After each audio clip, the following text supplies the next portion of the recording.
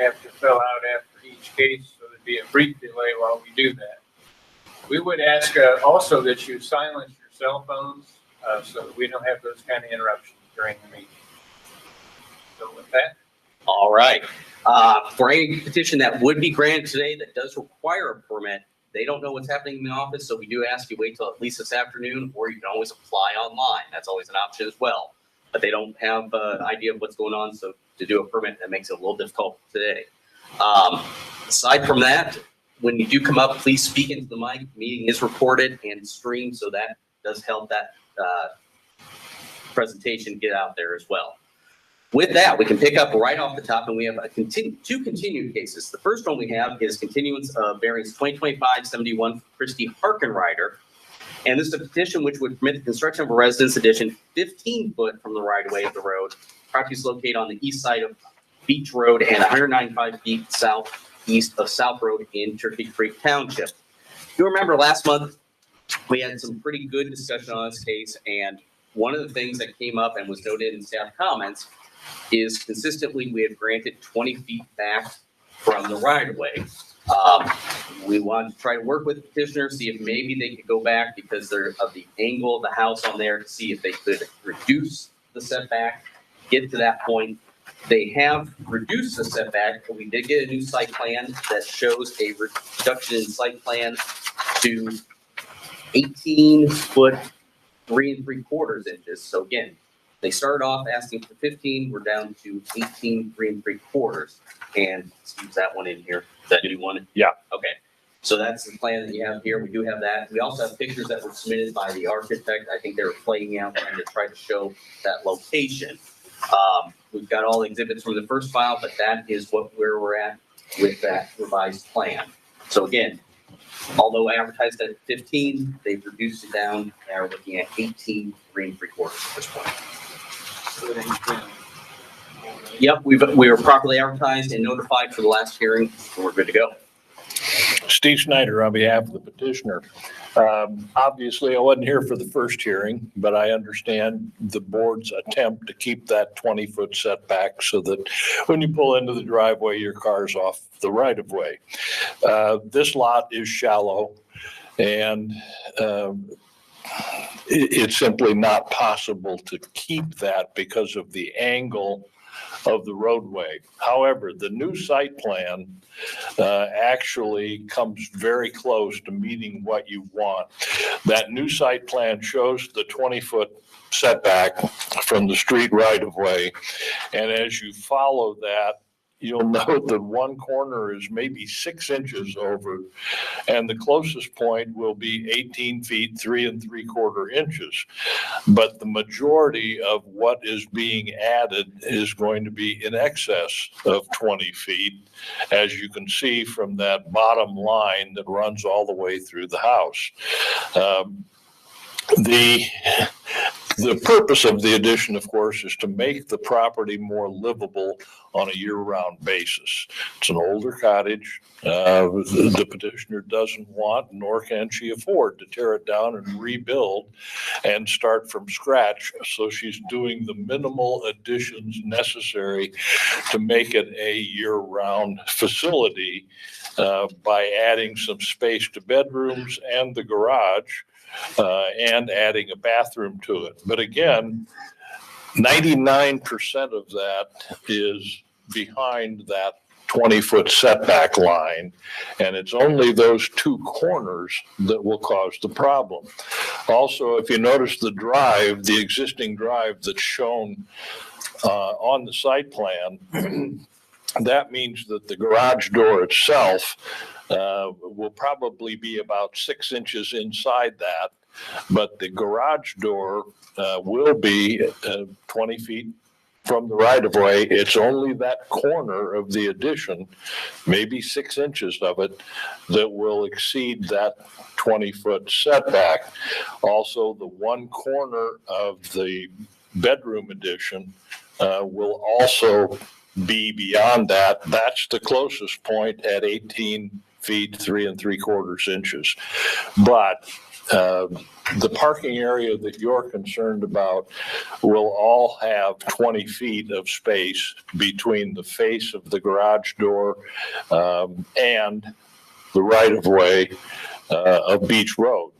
When you look at it from another standpoint, and that is looking at the aerials that show what that area looks like, we're at the end, the next to the last house on the dead-end road. There is no question that the people who live at the end of that dead-end road have absolutely no problem with the proposed renovations and addition. And there is only one residence beyond, and that has an address of 10302, but that person also owns the garage across the street, as does the petitioner. So from a parking standpoint, we have that space available across the street for any overflow parking that might occur. From a safety standpoint, we simply don't have an issue because we can pull off the street with vehicles that are parked. From the standpoint of value, I don't think there's any doubt with these additions, the value of the property is going to go up. The neighbors see that as well. And from a practical standpoint, we have a cottage that was built long before there was zoning. We have very small lots on the lakefront, and we have a residence that doesn't need to be demolished and moved back that 1 3/4 foot.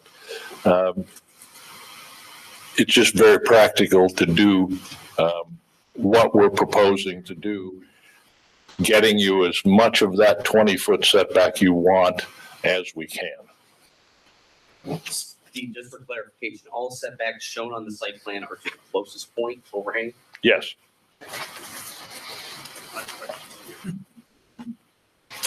Any other questions? Thank you. Mhm. Anyone here in support? Anyone in opposition? Sorry, in support, I meant to say, Well, come forward, please, when I ask for that. Just I'm sorry. come on forward. You can give us your name and then you can. hi, I'm Chris Bougie. I'm not a neighbor. I am doing the contracting work, but I did want to make one additional note just for consideration. I realize that we don't want to push back against the norms of what you've set for boundary markers with the 20 foot, but I wonder if an angled road doesn't create a unique position or a unique sort of situation, because it's actually 11 degrees. And as you look at that second drawing there, that 11 degrees, it creates kind of a shadow line at visibility down the road where, if most of the addition is within the 20 foot, but there's slight variation within that shadow of 11-degree angle, it's not really visible from down the road. So it kind of creates unique circumstance. Whereas when the road is directly perpendicular to the lot lines, it's not exactly equal, because that would be visible. Any broaching of that 20 foot would be visible anywhere along the street. But in this instance, it's not really that case just because of the physical properties. So I wonder if that isn't kind of a unique circumstance to consider it within. That was all I wanted to throw out there for thought. Thank you. Thanks. Anyone else? Nothing on file. Question? No. I asked.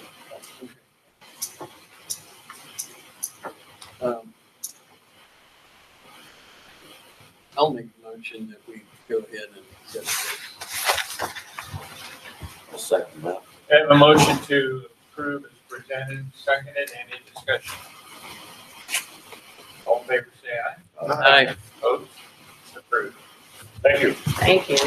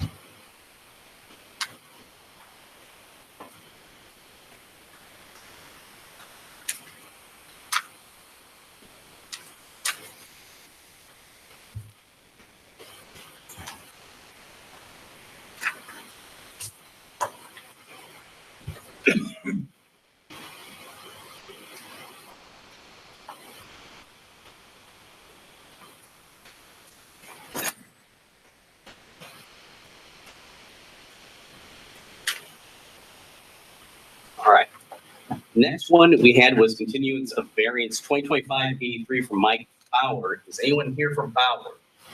Okay.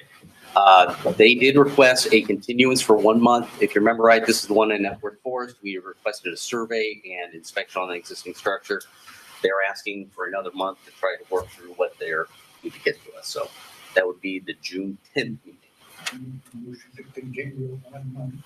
So we have a motion to continue per month, second, and any discussion.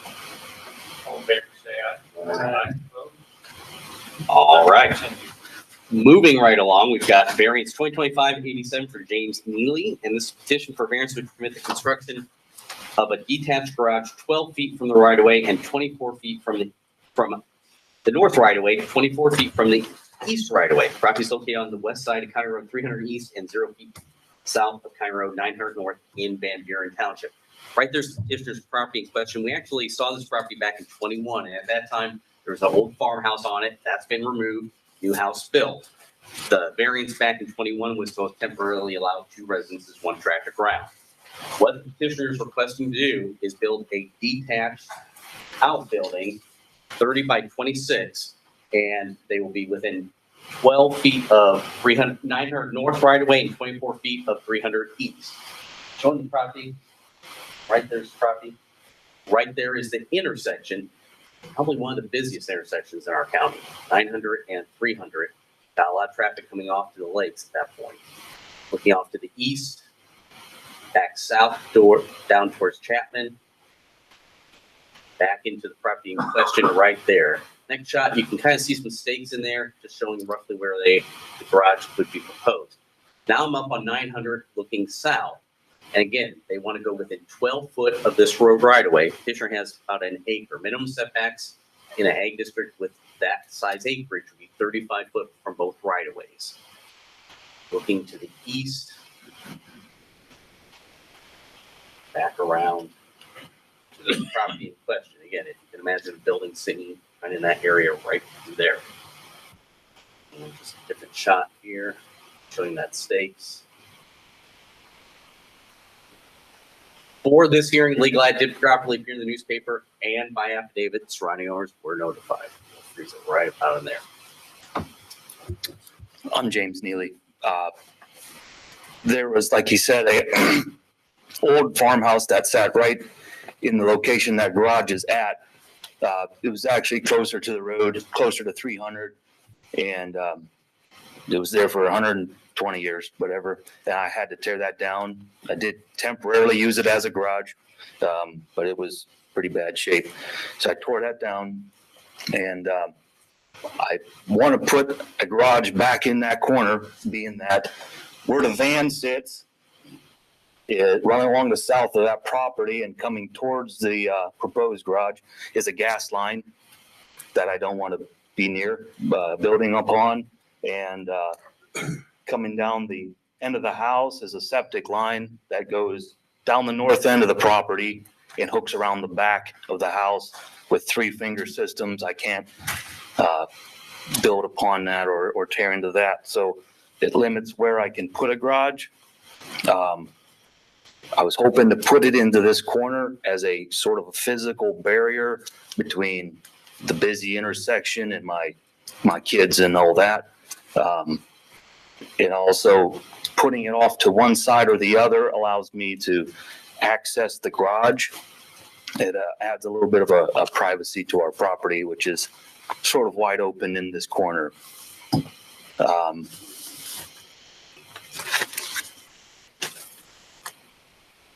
That's my reasoning behind that. That's all I have. James, looks like if you just square it instead of angle it, you could probably meet the setbacks and still avoid those aspects you've got out there. Like I said, this is probably one of the busiest intersections we have, and opposed to trees out there that can come down or will come down. Talk about a building that's going to create a permanent barrier there.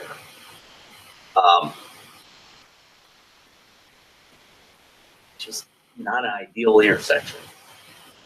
Is there any way it could be turned to get 35 to 35? Looking at it, looked like there was room. If I did, it puts that garage pretty well the center of my property.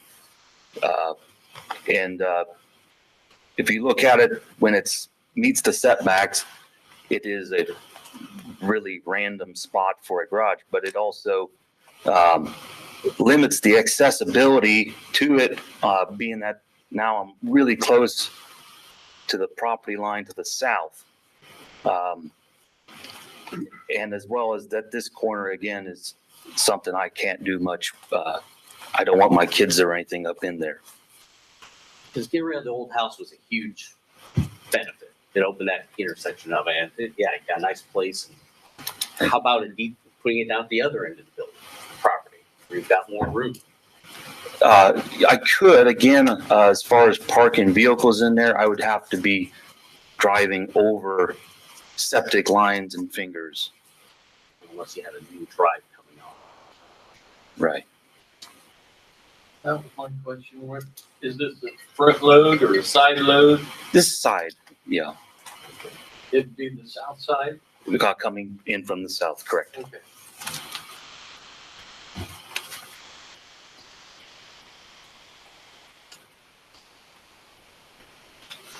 Any other questions? Mr. King? Okay. Anyone here in support?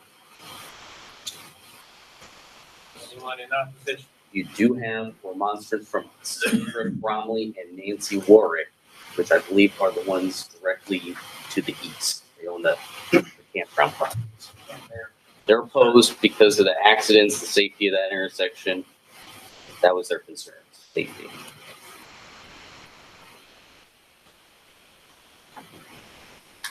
That is extremely busy intersection. And them trees don't help it.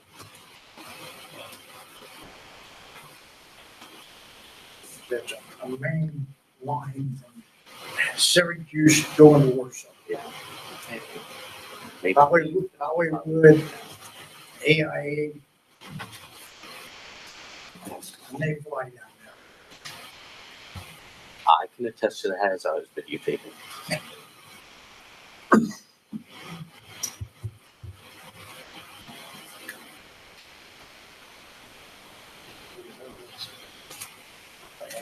Nothing on file. Just Just one letter. Yeah. That gives me comment on it.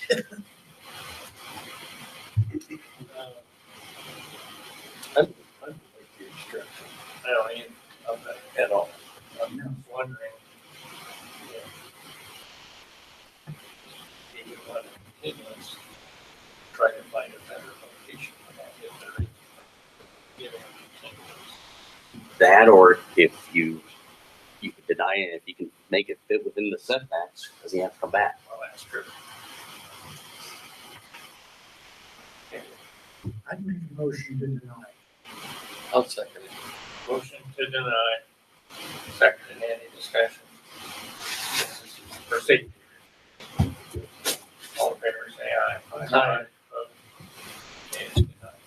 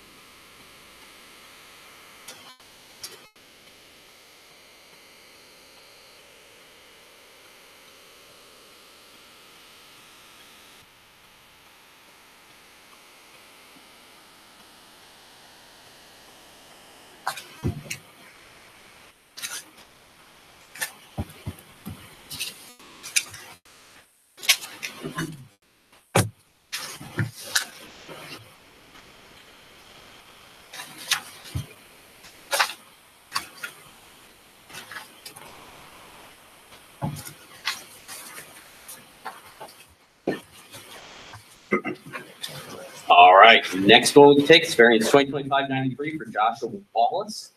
And this is a petition for variance which permit allowing sheds to remain as placed without permits or hearings at 3.5 feet from the right of way and 20.4 feet from the right of way. Property is located on the west side of First Trail and 0 foot south of Epworth Forest Road in Tippecanoe Township.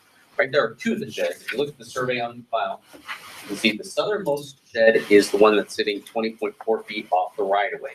Minimum list sewer in a residential district would be 25 foot.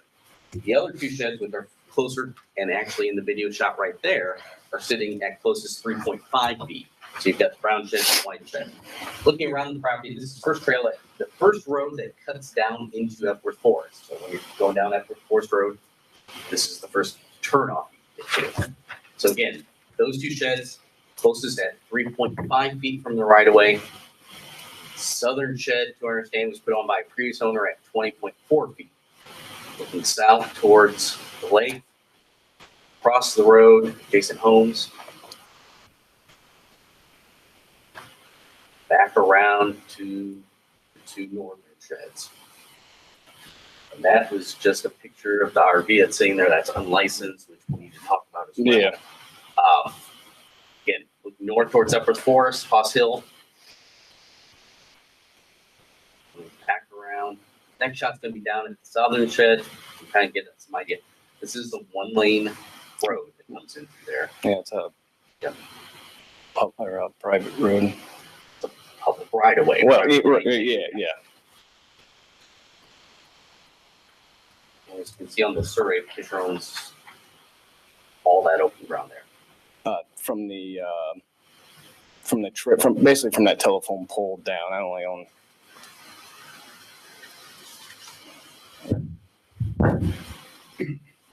Down the next shot, then the southern. Right there. Now down the southern end of the property, just give you perspective. There's a property pin. Looking back up to the north. Pause and break. That's another issue there. Across the road.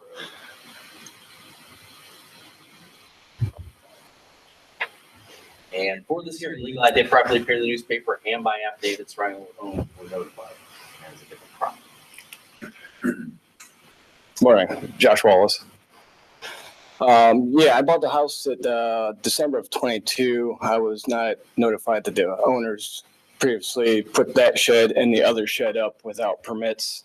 And the house was built in 86 when the shed, the farthest shed was put up. That one was 2019, 2020 when that one was installed. The white shed I put there, I didn't do enough investigation on it. Apparently I was not within my rights to put that shed there. I use it for wood storage because I fireplace in the house to heat the house up. Yeah, that's all I got. Josh, are those two, is that one on skids? It's not on a permanent foundation, right? No, it's gravel. Gravel. It's just on its frame, whatever was built on. The other building, the white one's not permanently structured to the ground either. It's a portable, movable shed. So, Brown, that one. was Yeah, there. the two brown ones were there when I bought the house. You just put The white one up, yes. It's the same dimensions as that shed there. Well, it's a little bit smaller. The white one is, but. And I'm the only one that lives on that road. It's one way. There's like no traffic at all. it's to the back of those properties. I have to say that. Yeah. I disagree there. Yeah.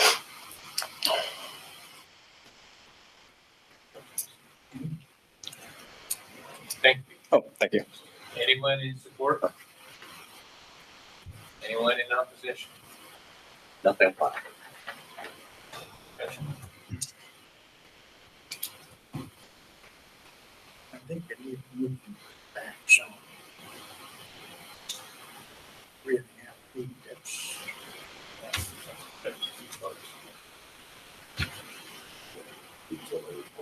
That's just when I was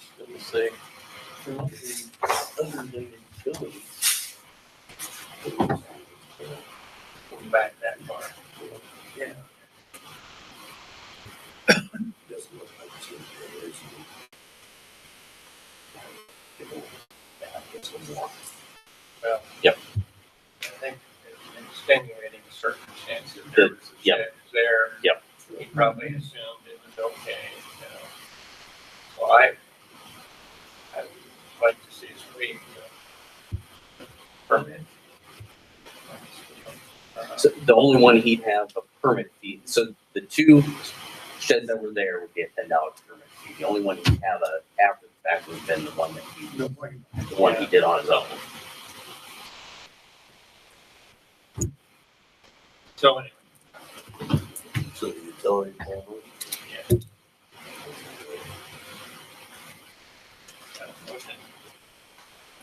yeah. I'll make a motion, moving back to utility pole. This is and with, Okay, we have a motion to require the two sheds be moved back so that they are in line with the utility pole. dispatch. Well, Correct. clarification there, the utility pole is actually closer to the right of way than the sheds are. The utility pole's right, you can see the yellow pink flag right there. I was talking. You're talking the tree, you're talking the tree that's. Oh, I'm sorry. Jump down.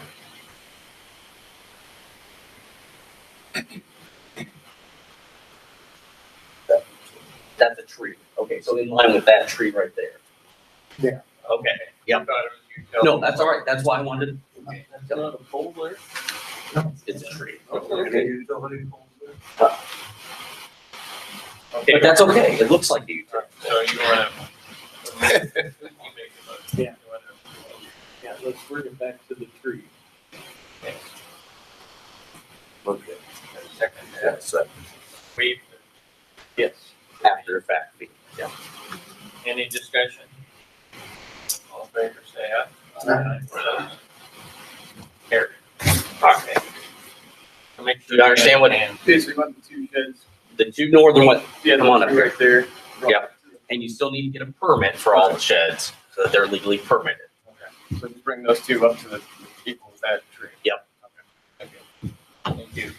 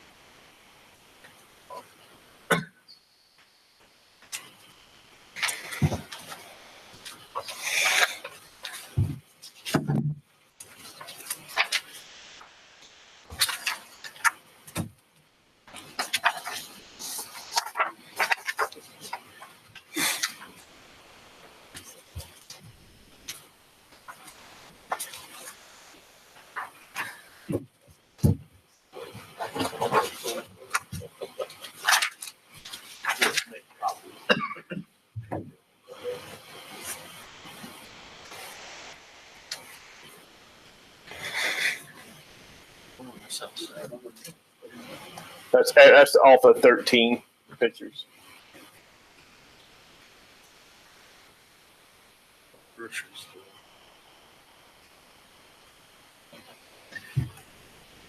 All right, next case we can take is variance 2025-98 for Chris Staley.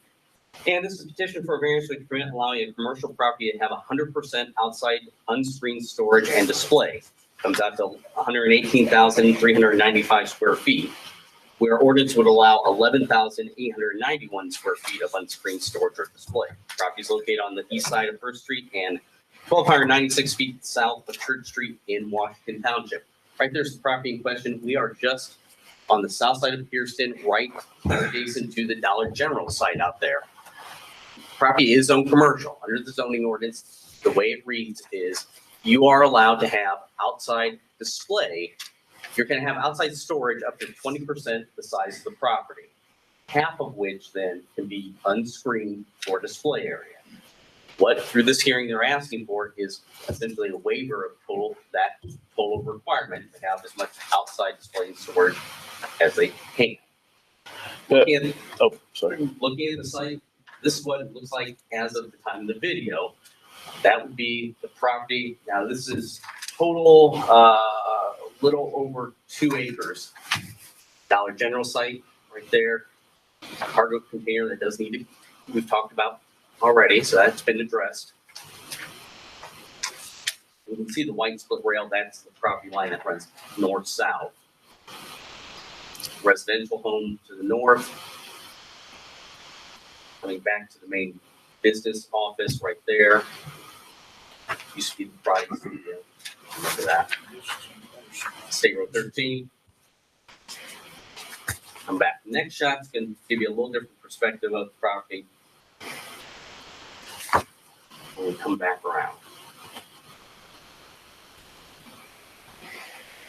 Now I'm at the back side of it, south side of the property, looking to the north. Give you perspective, you can see the home in the background behind the trees there in relationship. Into State Road 13. And background to the property in question right there. For this hearing, legal ad did properly appear in the newspaper and by affidavit, surrounding owners were notified. It's not 100% screen. Oh, sorry, Chris Daly. Yeah, owner of Lex Little. Everything over the residential, when we bought the property, we had to go in front. We planted, there's over 100 trees planted there. So we've made the residential people happy. Everything to the east of us is owned by Pearston. It's this waste sewer plant. So, I mean, like where this video is taken, that's actually a private road that Kevin Shepard owns, which is the commercial box factory beside us. So there's no cars go back there other than the town of Pearston. I passed out a picture of what it actually looks like from 13, and you can't even see our property. So the only thing that's actually visible, I mean, you got 115 feet of Dollar General that blocks our property, and we got like 80 feet up front that's open. I talked to the town board. We went through and we're going to plant another 100 trees right here to block off seeing our dump trucks and semis. And I went in front of them last night and they're in 100 support of the variance because the price to fence that back, why put a fence back from the sewer plant and then fence in another commercial property from this side that is a private road that goes, that's owned by Kevin Shepard, who owns the box factory. That just goes back to the sewer plant. How long have you been in operation there? 2 years. What was your original agreement as far as the site plan for the business? I bought that off of the town of Pearston. I mean, so like when we came to town, I had worked up an agreement with Pearston to buy that property off of them. We actually bought that property off the town of Pearston. What was your agreement with us? He wasn't, so Randy, this wasn't before the board originally. He had a rezoning, and at that time, there was remonstrance from the neighbor with the residents. And I think you'll see that reflected in one of the letters, that he would put screening there. That wasn't, after beyond that, we've been trying to get him in and get him into compliance with it since that point. Yep. So we haven't had a previous hearing, but we've been working. In compliance With the different aspects of the business, there were a number of different issues that we worked through. This is the last aspect, is the outside display and storage area. The rest of them have been addressed. Correct. Yeah, because we used to sell sheds and I didn't know you had to have a permit. So I got rid of the Stormwater dealership. It's just easier doing it that way. And so we got the sheds, got rid of our dealership for the sheds.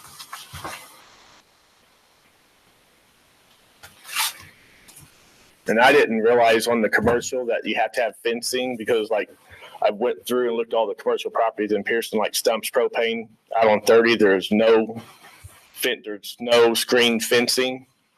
And that's, I mean, I wasn't aware of it. I'm just trying to work through it we're not spending $500,000 in Pearston because I can come to the city of Warsaw and buy a piece of property and not have to have the screening. Chris, I know you mentioned last night and Myra did reach out with a plan that area's, how big are the trees going to be to start with? 6 foot, So there'll be 6-foot trees, planted every 10 foot. and what type of tree are you planting? They're evergreen, jolly something giants. I planted them at my house 3 years ago. I planted them at 6 feet, measured them last night. They're at 15 foot tall right now in 3 years.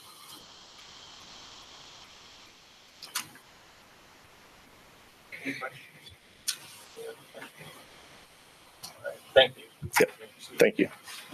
Anyone in support? Anyone in opposition?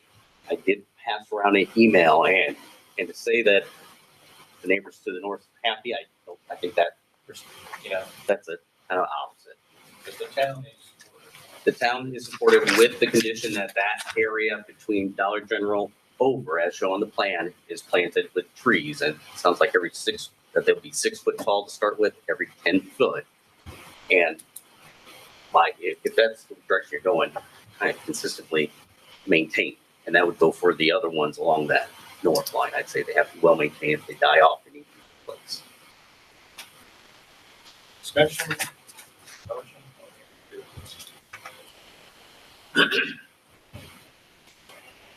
I think as long as we put this training of some sort in, we'll help local business out. I make the motion to approve as long as this training is maintained part of the drugs order. 6 minimum, 6 feet. Maintained, and that goes for the ones that are previously planted to be maintained so if they die off. Yep. I don't. Yeah. All right, I'll second. Okay. You heard the motion to suspend it, just going into that. Yep. Second, any discussion? All in favor, say aye. Aye. Vote. Carried. Okay. So Chris, the trees as agreed have to be planted there. Any that have died off along that north line need to be replaced so that they meet that agreement, original agreement as well. Cargo container still has to go, as we discussed before. So, and that typically has to be done within 30 days.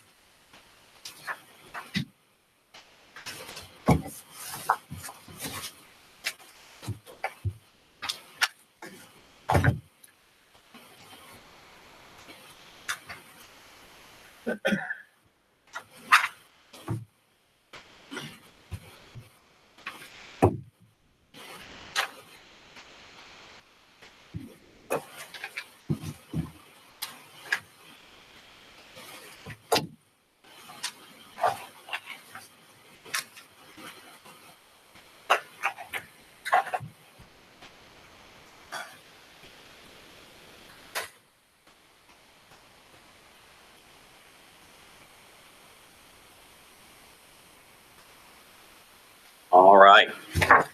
Next case we take is exception 2025-40 for Philip Bozo and Don Dickerhoff. And this petition for exception for the purpose of change alteration in case exception 2025-27 by allowing Don Dickerhoff to be added as a joint operator to the home-based business and primary occupant of the residence in the Ag 2 district. Property is located on the west side of County Road 275 East and 333 feet south of Wilcox Road in Wayne Township. Right there's the property in question. We're within R&S subdivision. No, I did not take new video because it didn't change. Ultimately, this one was before the board back in early 25. At that time, they were looking for a home-based business for gun sales. At that time, it was discussed. We look at it, and I'm going to say, I think we were under the impression, the board was under the impression, Mr. Pozo lived at the site. What happened so anytime there's a gun sales, ATF reaches out to us as part of their licensing agreement. And they indicated through the license and seeing our approval that asked us if we were aware that he didn't live there. And we said, well, not really. That was a misunderstanding. In response, Mr. Dickerhoff does live here, is being added to the license, and evidently is going to be one of the two primary operators of the business. That's what's being petitioned for now. So clarification, I think that's what they're here for today. Hopefully give us the clarification we're looking for. And again, this all stems back to their licensing requirements. All right, so Phil Fozo here with Don Dickerhoff. Yeah, as previously stated, we're adding Don to the LLC. He's been added as a principal member with the state of Indiana. We've also run it by the ATF. They're happy with Don being a principal member of the LLC and operating member as well. And for clarification, you don't live there, but Don does. Correct. And that residence is where this operation will take place. Yes.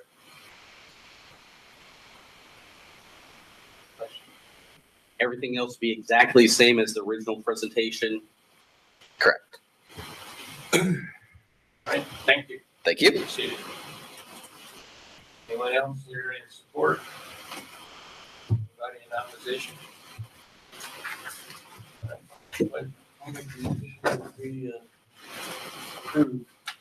Second. Motion to approve as presented, second, any discussion? All in favor, say aye. Aye. Approved. So we'll get you the results and you get those to the ATF as well. As long as nothing changes, we're good. Thank you.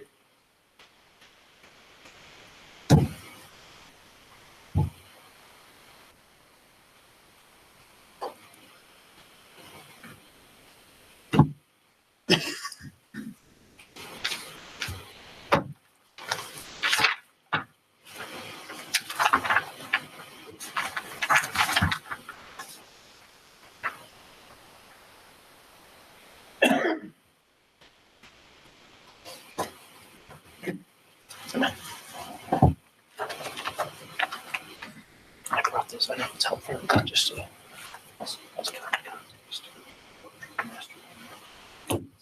See this. Not the whole package, the whole thing. Kind of a conceptual. Oh, but it's good ideas, I guess, that's all.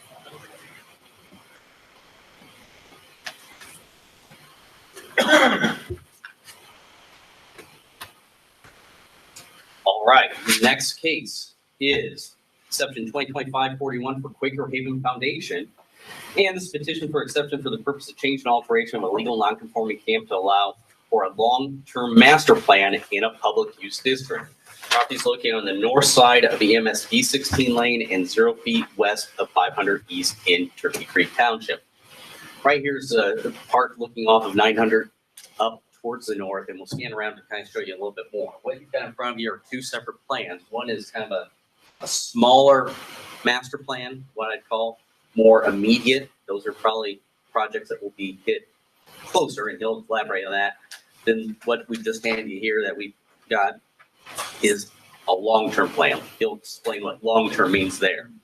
Looking to the north right here, one of the aspects is a new main entrance coming off of 900. So it's right about in this spot, and they had it staked, so that helped to give some perspective of where we are at.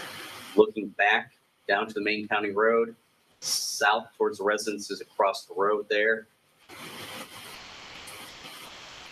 Looking east down towards Quaker Haven and the main cabin areas. That's West, sorry, yes. thank you. West. Looking to the north. And now I'm back into the site. So right now I am back where on the bigger plan, you can see that loop with cabins. This is where those cabins would be. I can show you here. So that's. Yeah, so you're looking perspective wise. Yep. So this the loop. Yeah. Where's So the way we're talking about new coming in from there, actually, new by the census. You have to show it. From the area coming in this way. access this. So again, panning around, looking to the south, so that without the brush, you see right where I was standing previously. Looking off, back down around to the cat or the main cottages, main building right through the trees there. So giving you a perspective, I'm gonna say this is what started our discussions, is the main cabins and the road extension. And we did encourage them, look ahead, what's a master plan? Whether or not you guys would accept that and then just say, hey, we'll grant this with conditions and go from there. For this hearing, Legal I did properly appear in the newspaper and by affidavit, surrounding owners were notified. Okay. I'm Brandon Dennis, Executive Director here at Quaker Haven Camp. And so what you have before you, the large page, are some of the immediate things we'd like to do in the next, could be 2 to 5 years. We'd like to build 2 more youth camp cabins. They're duplex style cabins to give us 50 more beds to grow our youth camping program.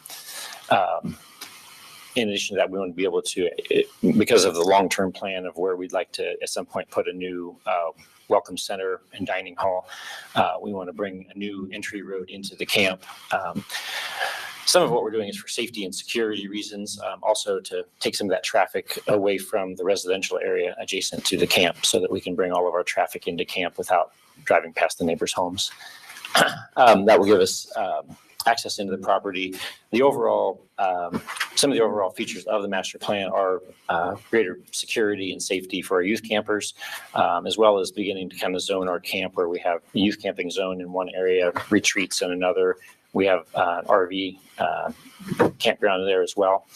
And then being able to route our traffic through the camp to alleviate congestion as well as make it just safer for pedestrians going through camp. So, so the long-term plan is something we're looking at probably over the next 40 years or so. I call it the 40-year, $40 million plan, whichever comes first.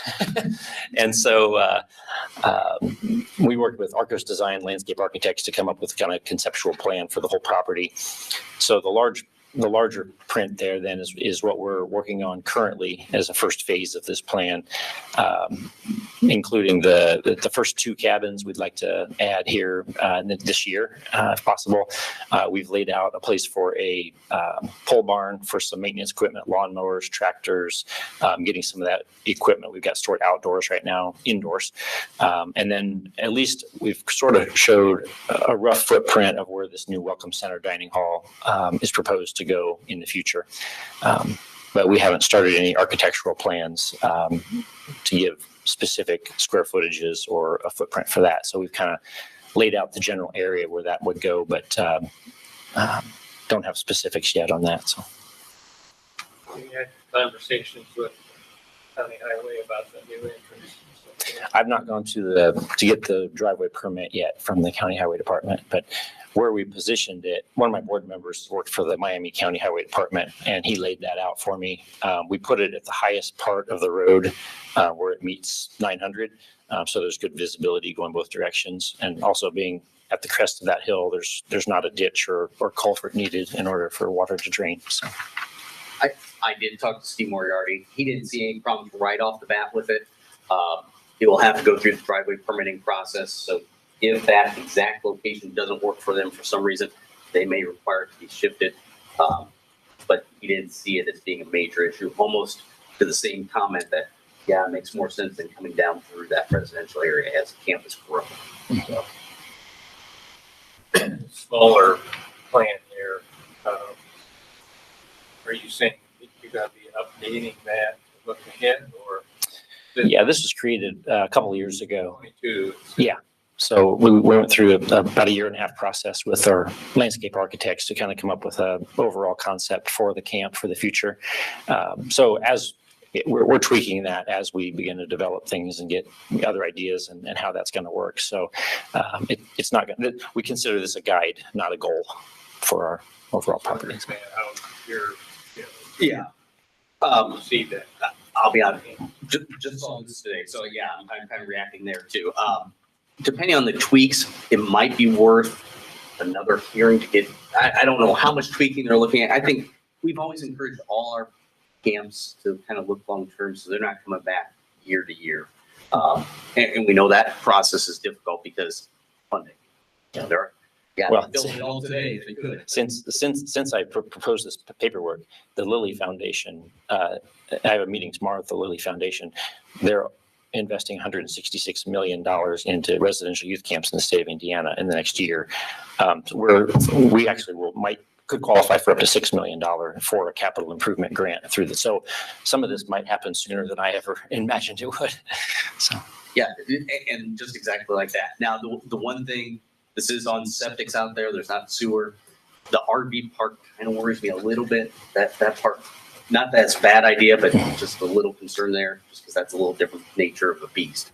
The rest of it kind of makes sense. But the idea of having a Right. long-term plan approved Yes, is for their benefit. yes, So they don't have to keep coming back. exactly. And not that we don't want to see these folks. Bear if we don't have to. Yeah. So. Right. So, okay. Any other questions? Yeah, that can be, yeah, that's fine. Thank you. Yeah, thank you. Anyone in support? Anyone in opposition? Come forward, please.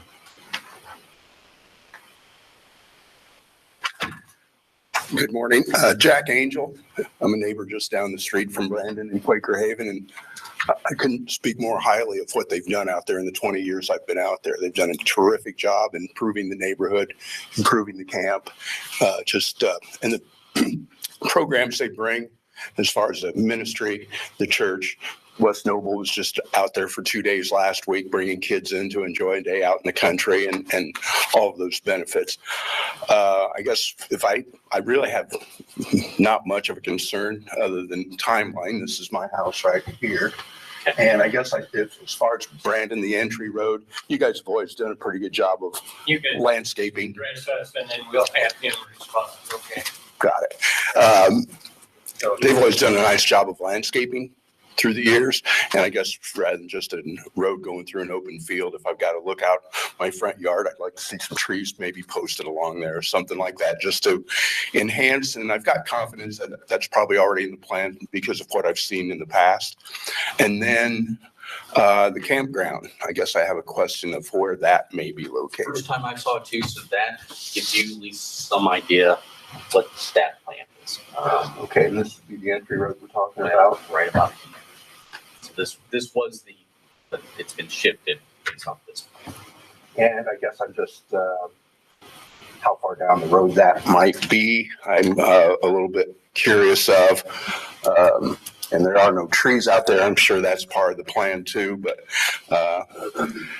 I've invested a lot of money out there and put a lot of hard work into my home. I just don't know if I want to look across the street and see a bunch of metal RVs out there. Right now, they're tucked back in the woods, and I walk through there. They're kind enough to let me walk all over the place. So I'm in support. Just want to make sure it's done right, and all the neighbors out there, their properties or values are protected. Thank you. You bet. Anybody else? Dennis, you have any response you'd like to make to that? Yeah, I appreciate Jack bringing those concerns up, and that is a concern for us too. We want to be good neighbors, and we've always tried to do things to, plant trees. The idea along that entry road, screening that new RV campground would be to build a berm, add lots of evergreen trees, and that's something we're going to phase in over in probably the next 10 or 20 years. It's not an immediate plan to do that. We have our RV area currently is in the northwest corner of the property. We want to move it to a different location just to give us better access. And in the last 45 years, RVs have gotten bigger, so we need to update what we're doing there. So the plan is to, like you said, landscape along the side of the road with trees, making that a tree-lined area. What is now our agricultural area that we've have had a local farmer plant that 30 acres there. We'd like to put that into native grassland prairie on the east side of the road, and on the west side, make that a wooded area that would have places for RV sites. So I believe we will be addressing Jack's concerns and all of our neighbors and keeping it beautiful and minimizing, again, we're trying to minimize traffic to some of that neighborhood. Everybody has to drive by Jack's house because he's right there by the entrance. But yeah, so I understand his concern and wholeheartedly support whatever he would suggest as far as beautifying that entrance. So Okay, thank you. yeah, thank you. But I move to approve as presented. we have a motion to approve as presented, seconded. Any discussion? Just to verify, that's for the master overall plan. Yeah, for the master here. overall plan. Okay, Which includes the campground what we're talking about. Yeah. and today. Right? Yeah. All in favor, say aye. Aye. Opposed? It's carried. I would just suggest that you two gentlemen put your heads together out in the hallway and talk about it whenever you want to do it. Cup of coffee. Yeah.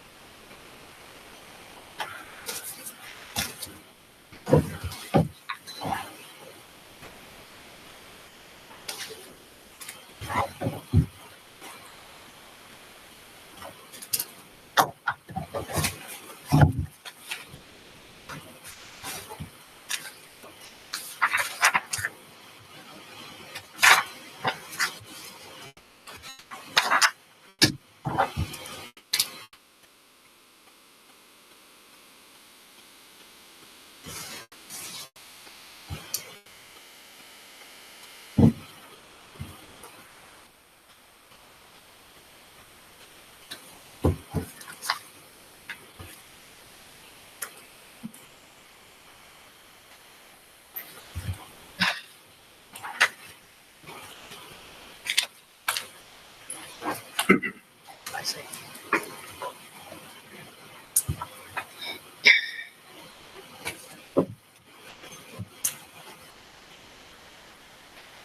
All right, next one is exception 2025-43 for Brown Place Corp. This is a petition for exception purpose allowing existing improvements and trailers to remain as placed within a seasonal campground in an ag district. Property is located on the south side of 400 South and 3,800 feet west of County Farm Road in Clay Township. Andy's got the pictometry up.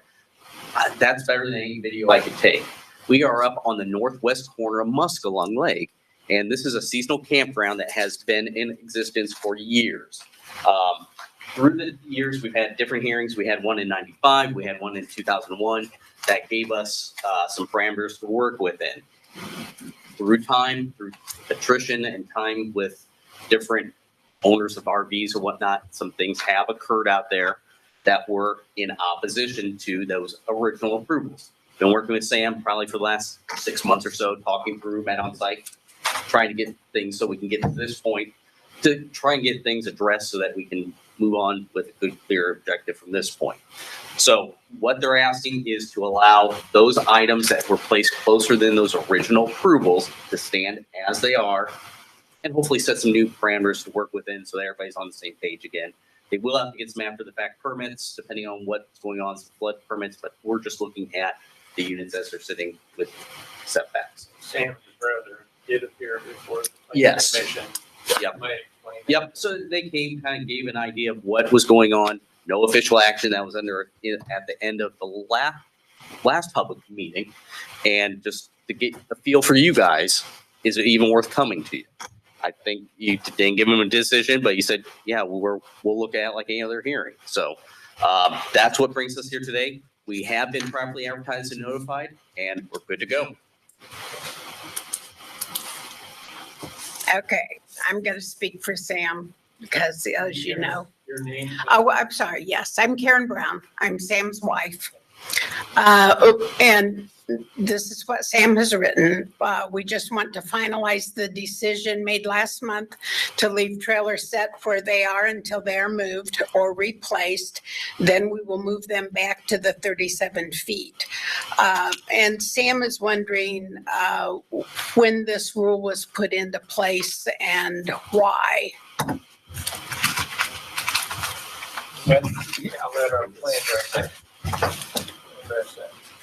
So the 35-foot was done back when the ordinances were adopted. Water setback was 35 foot. That was adopted back at the time. That, through the 95 hearing and the 2001, we set some of the other parameters with setback between units, and making sure I'm getting the mic as well. With that, so that was established back first in the 95 hearing when we talked about, we had some issues there and got those addressed. And then 2001, similar. I don't think we had as many concerns, but that was at that point as well. Was this part of the original, or long-term plan? So All of our, the comprehensive plan part, yeah. it kind That of, goes back long. yeah, 85. This park actually predates 75. So this goes back before us entirely. So we've been in existence since 75. This was one of those that was brought in just like Joyland and some of the other pre-existing Quaker Haven, those that were brought in. This is just more of a seasonal campground defined by the state than opposed to year-round areas.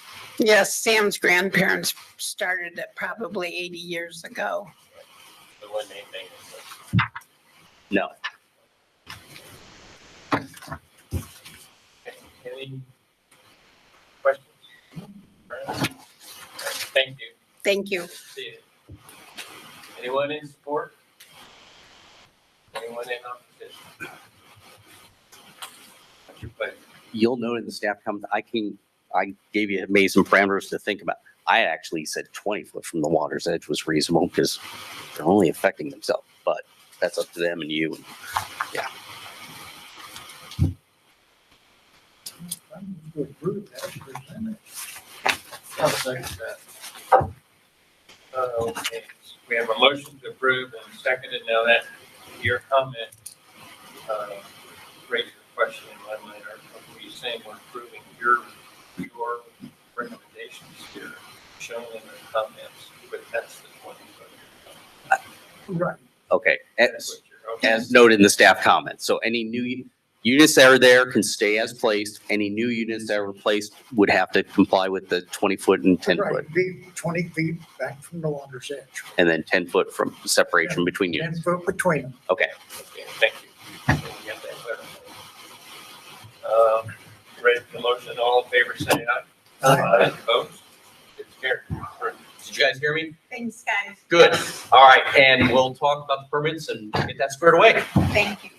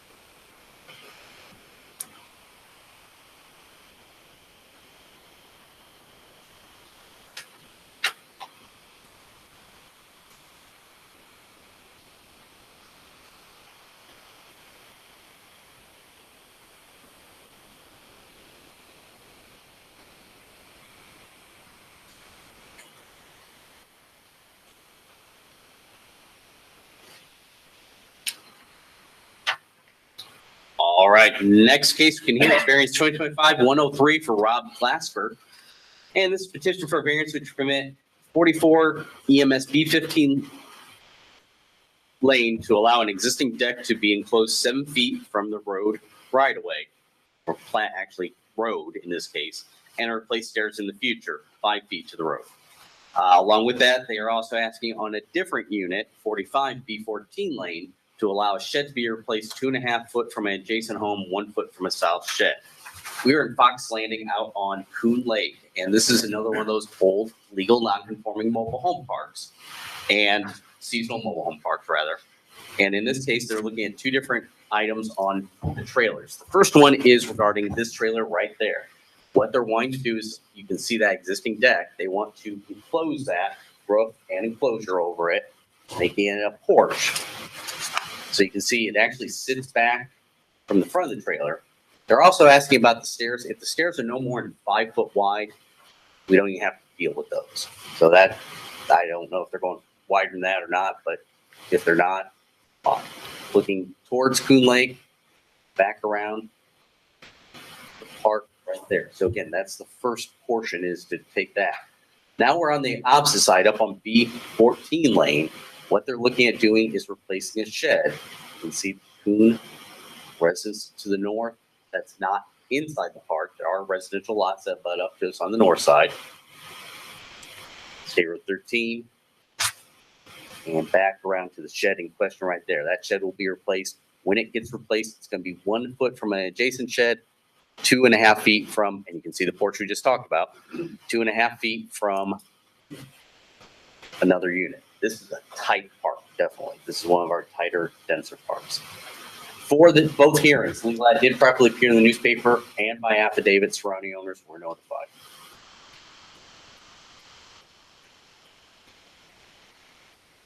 Go ahead. Rob Glasper. Yeah, so basically all I want to do, I bought this about 1.5 years ago. And basically I want to do is what most other people, as you can see, have, is just enclose the deck. When we hang out there in summertime, it's really hot. You can't really be out there too much. The wood's really hot. The sun just beats down on you, and it gets the house really hot as well. So we want to enclose that so our family and our kids can hang out there. There's somewhere to hang out during the day. It's not so hot to hang out. You have somewhere to eat and enjoyable. And at nighttime as well, you can be out there, screened in as well from the bugs, stuff like that. Just give us a lot more place to hang out. That's just not going to be bearing down out there, because right now you really can't hang out on there because it's just too hot. And just get another just livable space, just to add value to the house as well, just to have something else for us to hang out as well.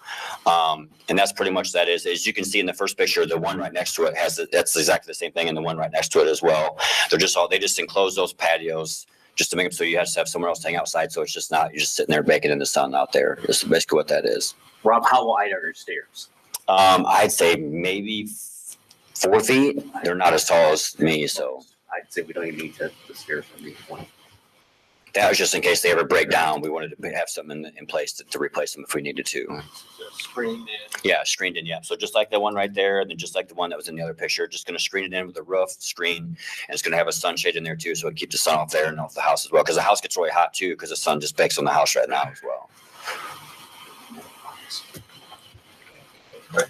Mr. Glasser? And then the shed you're replacing? Yeah, the shed is my neighbor's. It backs up to my shed, so I don't have a problem with it. He just wants to take his shed down and make it more a more durable, long-lasting shed. It backs up to mine. I know that it's when this park they were kind of grandfathered in because everything, they don't have any of the distance requirements in there, but I don't have a problem when his backs up to mine. He just wants to replace it with something a little bit more lifelong, durable. And so that part with, I said I would try to get for him as well. I don't have a problem if he does it. It's right next to my house and to my shed. So if he wants to redo that and build something a little bit more durable, I have no problem with that. Ideally, we'd have more setback. There's not a lot. This is a tight park. Yeah. They've got some decent setbacks between units, but they have clustered their sheds back there. I mean, if it goes, they're all. Oh, yeah. I can get my toothbrush and get in. Yeah. You can't really ask for this. Well, it's on the petition, and it's just all one property. So he's here to represent that unit as well, it sounds like. Correct.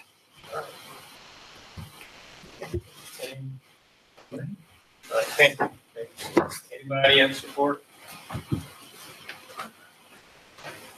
I'm Sean Bloom, and I'm the neighbor over on the side. And you guys actually, a couple years ago, let me do the exact same thing that he wants to do. And it's been terrific for my family. I mean, being able to hang out there, the breeze, everything, it's been a game changer. So I can't thank you guys enough for doing it. So I'm 1,000 in support for my friend. Thank you. Thank you. Anybody else? In opposition? Nothing on file. I move to approve as presented. Second. Have a motion to approve as presented, seconded. Any discussion? All in favor, say aye. Aye. Opposed? Carried. Thank you guys, appreciate it.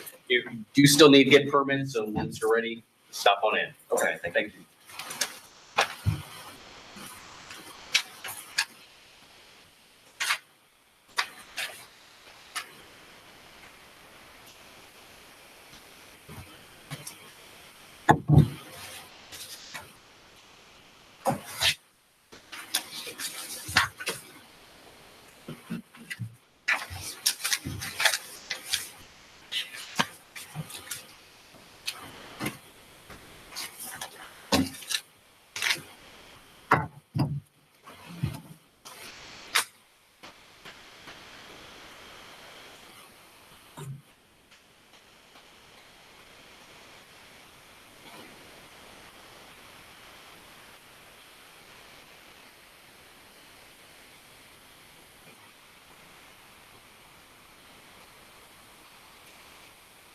All right, next variance we have is 2025-106 for Todd Price, and this petition for variance to permit the construction of an 8x20 addition to attached garage 17 foot from the road right away.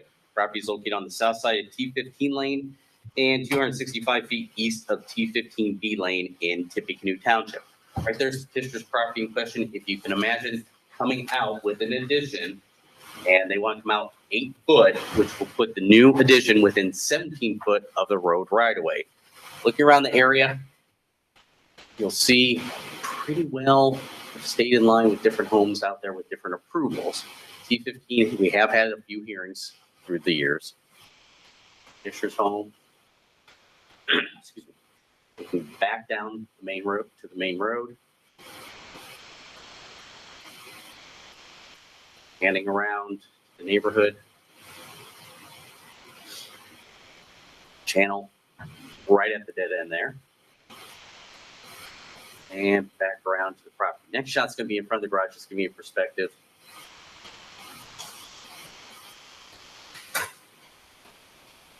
Where things line up currently. You can see this is in the Tippy Chapman Sewer District. So the newer sewer district that was established.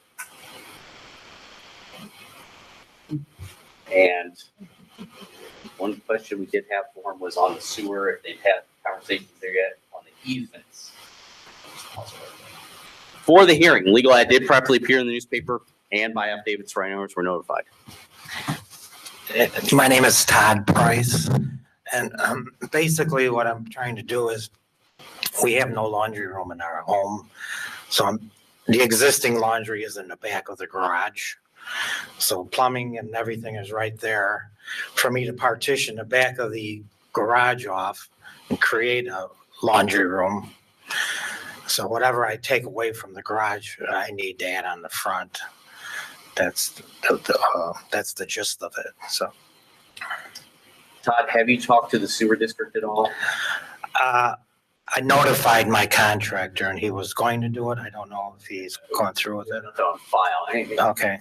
The only reason I asked that, there are typically an easement around the grinder and that is within 7 feet. This addition would come right within that area. So whether that's an issue today or not, they're going to have to abide by that with the sewer district. I guess the one thing I'd say, looking down there, everybody's pretty well kept that 20-foot setback consistent. So. Yeah, right. So I have plenty of parking there, and so that's not an issue with me at all. So.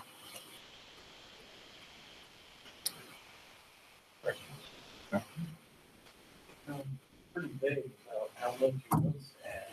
8 foot. So if you can imagine it coming straight out 8 foot.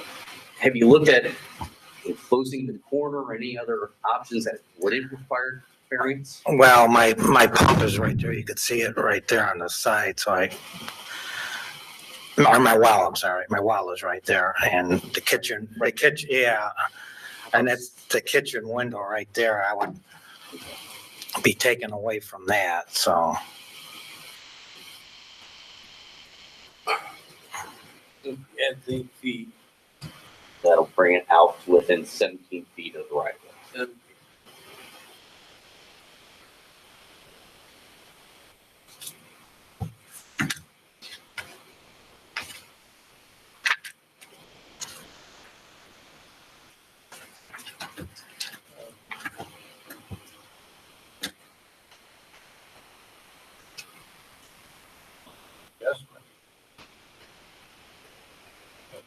way. Can you cut it back 3 feet? Your laundry room addition 3 feet Make it 3 feet shorter, get you at 20. Well, the inside of it would be 7 foot right now, of the laundry room. Because I'd have to fur out the back wall, which would be 6 inches, a 7 foot laundry room, and then the thickness of another wall. That's where I came up with the 8 foot. So 7 foot, by the time you have a washing machine and dryer, you're taking up 3 foot of it already. And that's why I thought if I had, by the time you open your door, you've only got a couple of feet in between I can knock it down to maybe 7 foot, but,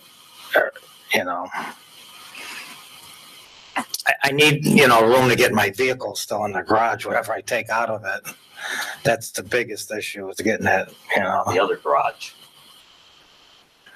That looks like you got garage space for 4 vehicles. Yeah, that's that's a game room we have. We have got that finished off. That's not actually being used as a garage, so. And the existing plumbing and everything is right there where it'd be an easy thing to do. I have no plumbing in that other garage, so. All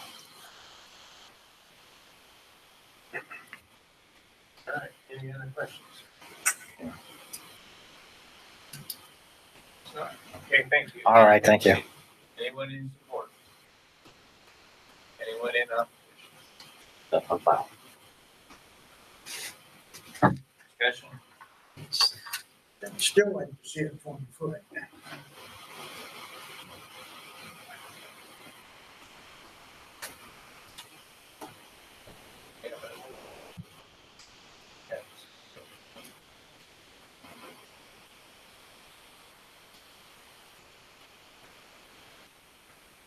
This guy a little closer than he is.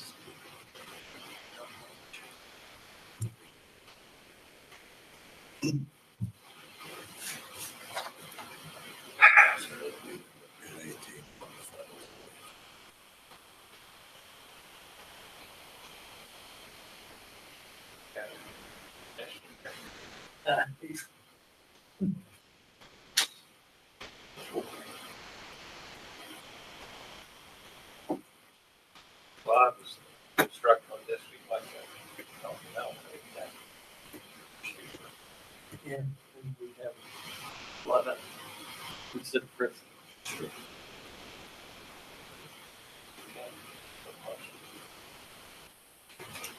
I'll make a motion and then Would you consider 20 foot, and if you can make 20 foot work? Yeah. Stuff this in. I mean, the motion would be. Approve it Approve it at 20 foot. Then I would second. Second. Any discussion? All in favor, say aye. Aye. Okay. Approved at 20 foot. So they ended up approving it at 20 foot opposed to 17. And that way it gives you, if you can make that work, just need to get your permits beforehand. And I still would encourage you to get a hold of the sewer district before you get too far down the line. Make sure what their criteria is going to be, because that could throw a wrench in everything. Okay, thank you.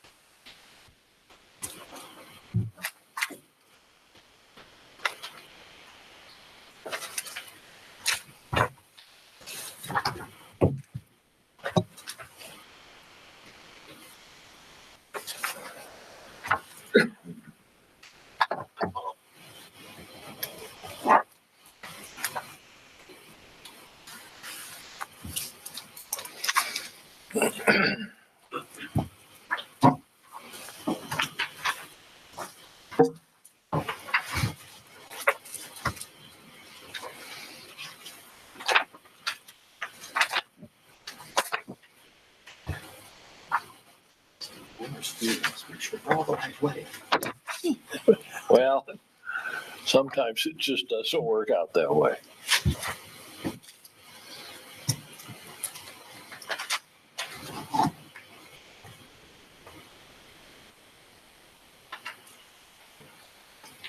All right, next case is variance 2025-107 for Robert Hoffer. In this petition for variance to permit the construction of a residence addition, second story garage addition, 13 foot from the right of way. Property, that should be second story and garage addition.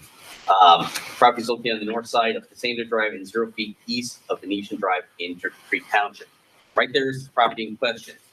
Two facets, number of different remodeling aspects to this, and Steve will go through those with you.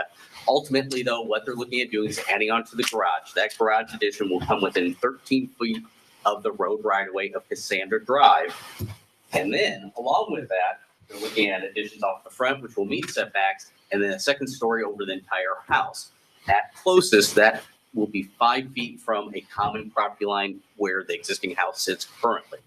Looking down Cassandra right through there, looking to the south, Randy, the place we had yesterday that we disagreed on where that driveway entrance was, right across the bridge. Back around to the petitioner's house, right there, not Steve and I, but the petition, the remonstrance. There was discussion. They were disagreeing with me pretty heavily about where that drive was. You didn't know what you're talking about. Panning around the area, you can see other drives.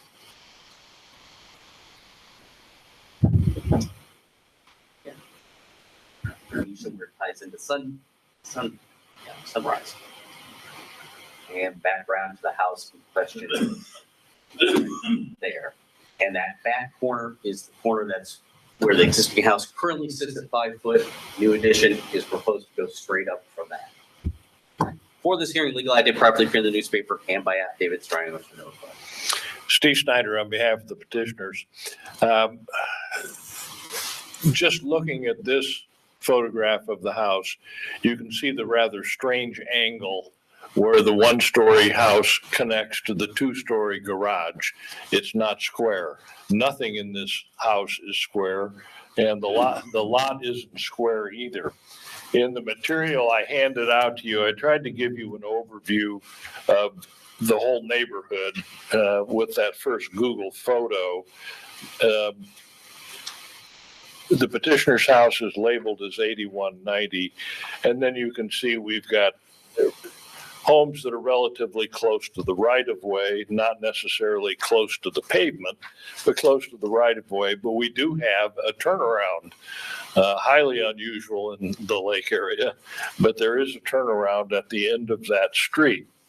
The second photo, which Matt pointed out, I stapled upside down, gives you an idea of the way the house is situated on the lot. Why it was built this way, nobody knows. It's been around a long time. I think it was built in 1970. But we've got the garage area essentially parallel with the east line. And then you've got this strange angle of the house.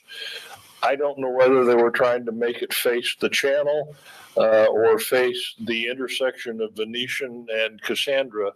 But all it did was make everything anybody wanted to do with that property more difficult. The third aerial, I tried to show you some measurements of existing homes in the area and how close they were to the right-of-way. The right-of-way is, reasonably designed, but we have 13, 15, 13, 16. We actually have one house that's 6.5 feet from the right-of-way. So the typical 25-foot right-of-way, or back then it would have actually have been a 35-foot right-of-way setback, just hasn't been followed. And this property is more difficult to build on than any of the rest of them because of the strange angles that exist. Then I wanted to give you just some street views of the property. The next aerial photo shows you the intersection of Cassandra and Venetian. It's a pretty open area, and the house actually sets back from that intersection quite a ways. The photo following that is just an indication of the strange angle of the one-story and the two-story portions. The next aerial, or the next street view, is looking east down Cassandra to show you what the street view looks like. For the most part, that telephone pole is probably right on the south edge of the right-of-way, as are the rest of them looking towards the east. And as significant as anything, the next street view shows an empty yard area. That is a part of the Hoffer's yard. And there is a proposal that I'll describe in a couple minutes of how to use that particular area. But as the first hearing you heard today, the Hoffers want to convert this to a year-round residence and make it livable from that standpoint. The first site plan showing the current structure just reinforces the strangeness of the connection of the garage and the house. The garage is, for the most part, not usable. One, you've got a staircase in there going to the second floor, and then you don't have enough room to pull two cars into it, just barely pull a small car in as it is.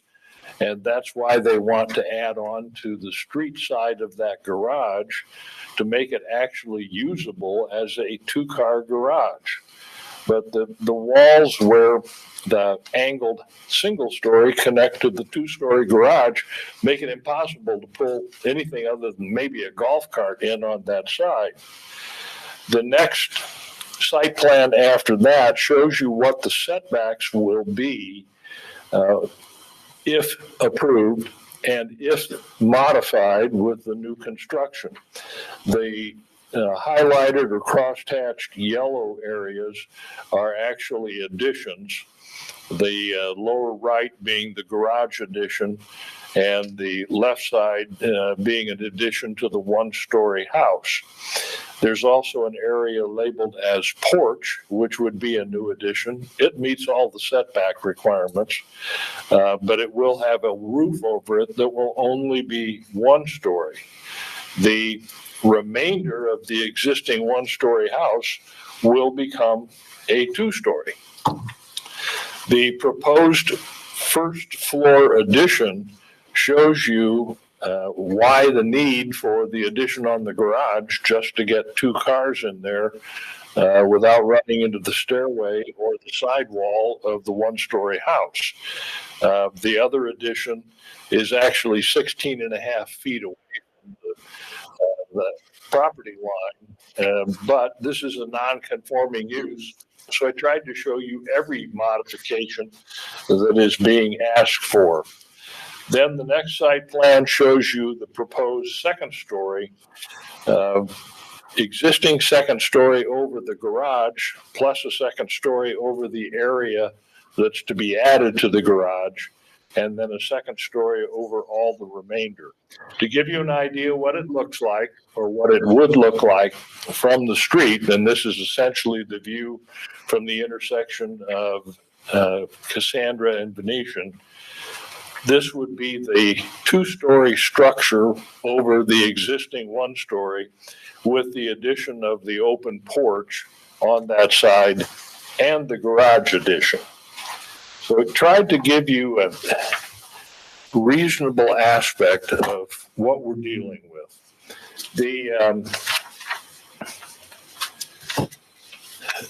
I think the plans are very well thought out to make this usable in light of this strange angle that somebody decided to build when the house was built in 1970. The fact that we would be 13 feet from the right-of-way, when you look at the aerial photos, you can see the distance from the existing garage to the right-of-way and then out to the pavement on Cassandra Drive. It is a significant difference, and our 13 feet would be very compatible with existing setbacks as shown by the second aerial photo. The second story above the existing one-story portion is going to be the same setbacks as the one-story, with the exception of the addition that doesn't need a variance of any kind. The open area that I showed you in the one photo to the east of the existing two-story garage will be a new concrete pad for parking. The need, of course, is you don't like cars that are longer than the distance between the garage door and the right-of-way. So I told my clients, put that parking in that extra 25 feet of lot that you have so that you can always pull in there, but still give you the ability to park your two cars in the garage, since we would be making it long enough to do that. The elements you, of course, have to look at are, first, is it dangerous? The street views, I think, answer that question. The garage, even if it was only 13 feet with the 8-foot addition on it, would still provide adequate visibility both at the intersection when you're coming up Venetian and turning into Cassandra, or coming west on Cassandra back to Venetian. That's a pretty open front yard. And besides that, the garage addition would be so far east on the lot that it wouldn't be interfering with any of the views at that intersection. And also, if you're backing out of the garage with that 13 feet of space before the right-of-way, you're going to have the visibility from the inside of the automobile open both to the east and the west down Cassandra, so that before you would ever get to the right-of-way or another 6 or 8 feet to the traveled portion, you'd be able to see any car either eastbound or westbound on Cassandra. This addition would actually be roughly 23 feet from the pavement. So you're going to have a lot of open space there when you're backing out. Values, I think you can see when you look at the photo that's up on the screen now and compare it to the elevations I provided you, we're going to provide a significant enhancement to the neighborhood property values with this improvement. Practical difficulties. The house itself is a practical difficulty, built prior to zoning, but we have one 35-foot setback from the water. We have two 25-foot setbacks because it's on a corner lot.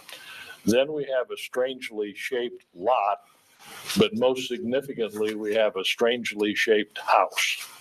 And we're looking to try and take advantage of the lot, take advantage of the water access, not interfere with any visibility at that intersection, and provide adequate off-street parking that will meet your requirements of getting vehicles off the right-of-way when they're parked.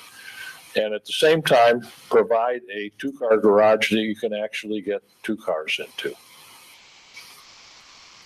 Couple of questions. Sure. How much are you adding? How many feet are you adding to the garage to get the cars in? Okay, I believe the addition is 8 feet.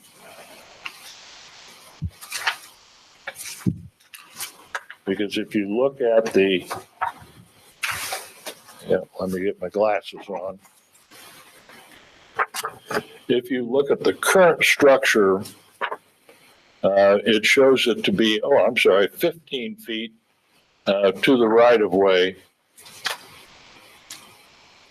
Now there we go. The current garage is 25 feet, 8 inches at the closest point to the right of way. So we're adding 8 feet to the garage to get us enough space inside for 2 vehicles, leaving 13 feet from the proposed addition to the right of way and 23 feet to the pavement. I think 12 feet. Yeah, Matt. They're adding 12 feet on, not 8 feet. Yes. Yeah. Pardon me. I cheated with the But calculator. that is a little bit. But if you look at this drawing, there's 25 feet now to the right of way from the existing garage door. And this distance will be 30 feet. So we're adding 12 feet to make that garage interior usable. So there's room in the garage a little bit. If you add 12 feet, I mean, how long did it take you to put 2 cars? You really need 12 feet to get cars in there. Especially on the left side as you're looking at the current structure. So, That all depends on what folks. yeah, I know, it If you say a new Suburban, you're talking 20 foot. easily, yeah. But even a standard car, let's assume you're driving a Chevy Malibu. It's going to be 15 feet minimum long. And that puts you right up against that sidewall from the house. Slate truck would be a little small. Slate truck. Yeah, but they won't be ready until next February. Second question, if you look at the street view pictures provided, one that shows most clearly this, at the corner of the lot, there's a ring, which I assume is for some kind of landscaping or whatever. What goes in there? Is that gonna grow up to create a visual barrier? No, it's going to stay low. But it is landscaping, but it will not grow up more than probably 3 feet so that it doesn't interfere with that intersection. You know where the driveway is. Yeah, it's pretty obvious on this one. Venetian Drive. Okay, any other?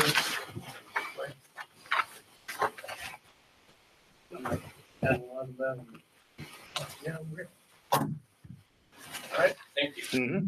Anyone in support?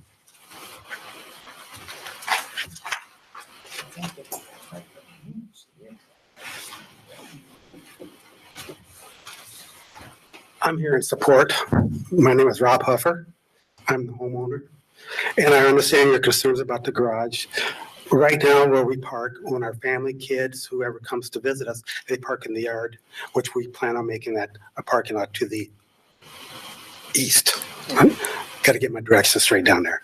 And as our age, we would like to make the lower level elderly friendly. So we're not going up steps. And that's why we like the extra addition. So we have the ability to use our walkers in the future and that type of stuff. I spoke to all of our neighbors and they're very excited for us. So, thank you. I'm Denise Hoffer, and I just want to, I'm his wife, and I'm a homeowner too, and I just want to say all the neighbors are excited for us to move down there full time and do this. Thank you. Anyone else? Anyone in opposition? Nothing on file. Like, Motion to approve, back to have a motion to approve is presented, seconded. Any discussion? All in favor, say aye. Aye. Opposed? It's approved. Thank you.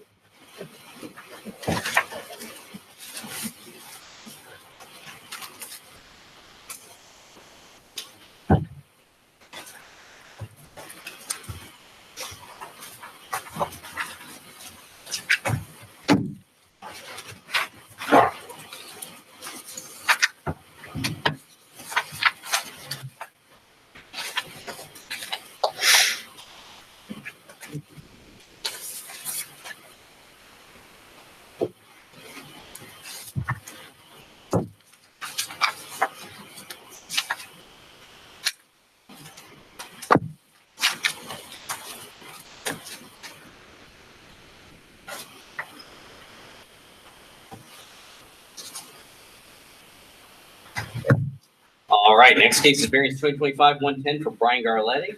And this petition would permit the construction of an attached garage 4.6 feet from the right of way of the road. The property is located on the east side of Mulberry Street and 65 feet north of Washington Street in Tippecanoe Township. Right there's the house in question. It should look familiar. We did look at this last month, and at that point, they were looking at a setback right about on the property line on this side, and then they were looking at 1.11 feet from the right of way. There was pretty good discussion about what was going on. Ultimately, we did end up denying that request. Petitioner has gone back to the drawing board, is bringing back a new request, and that's in front of you today. In this case, they're asking to go within 4.6 feet of the right of way. Side setback would be met over 5 foot from the sideline, but again, 4.6 from the right of way. Looking at the video from last month, there again, that old garage, detached side load garage does go. We're in the town of North Webster, Mulberry Street, which at this point, two-way street. Looking around the area off to the west. Panning around to the north. You can see a couple of newer homes built right there, remodeled. Back to the petitioners right there. Next shot's going to give you a different angle. Again, that's the existing garage right now. That goes.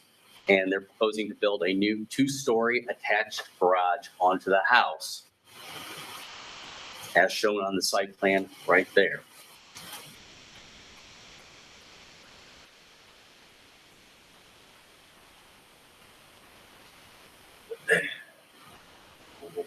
Pause it right there. So again, new petition, new design, back before you requesting a variance of 4.6. For this hearing, legal ad did properly appear in the newspaper, and by affidavit, surrounding owners were notified.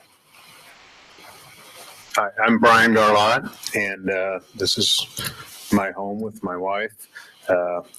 Property's been in her family since right after World War II. Her family bought a little cottage there. In 79, they tore down the cottage and built the house that's there.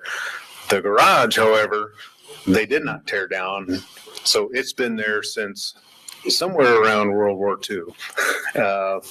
It's very small, impractical, and it's kind of an eyesore. It's getting pretty dilapidated. And so my original proposal, I was wanting to basically hold the same footprint of the garage and sheds that's there now, which is right on the north property line. And that's what got denied. However, when I was here for the first hearing, all the concerns that seemed to be addressed that I took from that meeting was the distance from the road. That, as you see it there now, I've got an existing, the wall is 6 feet from the road. The property line's actually 4 feet back from the road. So that's where with the overhang and all that, basically you were saying it was like a foot from the road. So, and I had drawn it back a foot farther, but the entry would have been, or the garage door would have been coming out on the road. And that seemed to be the main concern that you guys addressed when I was here before. Matt had suggested, what if you did a side entry? So when that got denied, I went home, I redrew it with a side entry, but that still required keeping that north footprint where it was, in order to have enough space to pull in the driveway, and you'd have to turn 90 degrees into it. But that would have worked. But I didn't want to just draw something else, send it in and hope for the best. So I called into the office. I actually got a hold of Matt on the phone, came in and met with him when we went over that plan. That's when Matt basically said his main concern was that distance to the property line. I think I said both were concerns. But Yeah, but that was not something I had taken away from the first hearing. So I walked away from that meeting having no confidence that that was going to pass. So I went home and drew it again, and that's the plan that I've presented now. And that kind of forced me to go back to a garage door facing the road, because I had to move away from that north property line. And because I had to do that, it basically then made sense just to make this garage addition the full width of the house, which is 28 feet. I mean, there was no point in having any jogs in it at that point. So basically I've gone the 28-foot width of the house, and I've only come out as deep as I feel necessary to have enough room to pull a car and a truck in there. So I'm coming out 23 feet from the house. That leaves me, basically my wall is 10 3/4 from the road. But I've kind of run out of any other ideas of how I can fit that in. It is farther from the road than, if you look at if you swing around, I don't know if you can see my neighbor on the south side, they're like 6 or 7 feet from the road. Also, you can see that we've got that structure on the one side and this structure on the other. You can't see backing out. I mean, we'll actually have more room to see backing out than we do now, because that garage is going to be a lot farther back.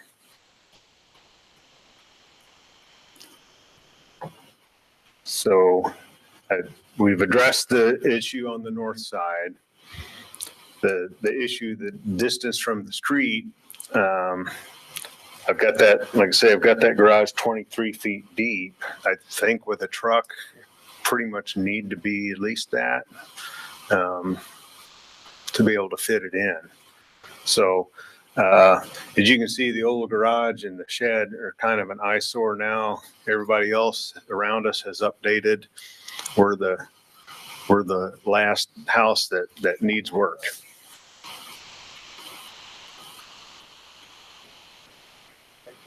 Yeah.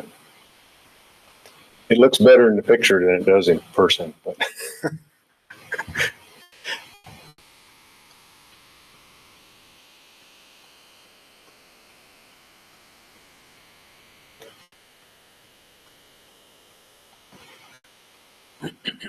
So, you use the garage now? Yes, currently I'm not putting a car in there, but I did in the wintertime. I'd park the car in there. You'd have to come in and swing in. But if you saw that garage is really shallow, and if you look at the north side of it, there's a little like 3 or 4 foot tall shed sticking out, and that was put on there so the front of the car could fit under that. So that's how tight that is.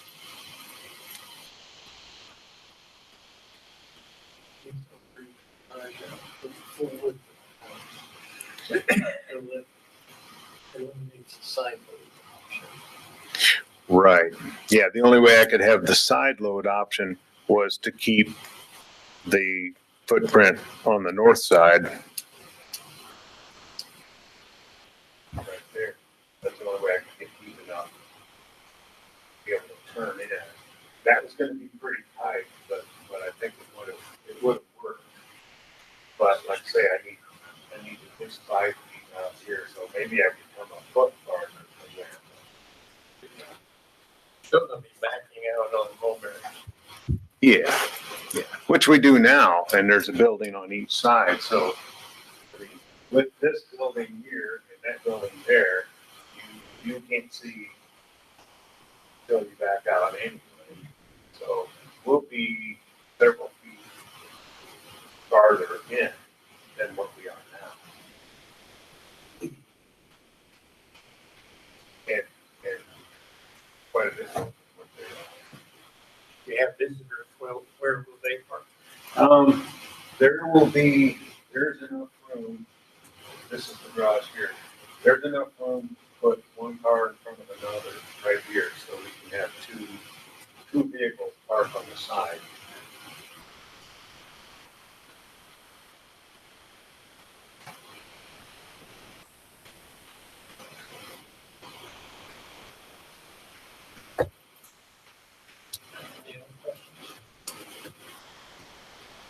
Okay, thank you. Anybody in support? Anybody in opposition? Nothing on file.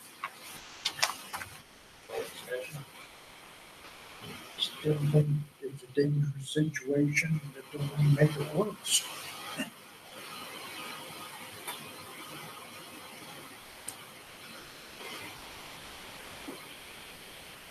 He's gonna have about 10 feet before he gets out there and gets dangerous.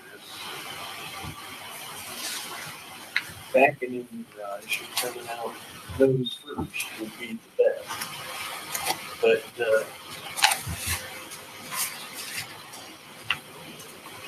I can't. What you talking about parking there on the side anyway? Both of them.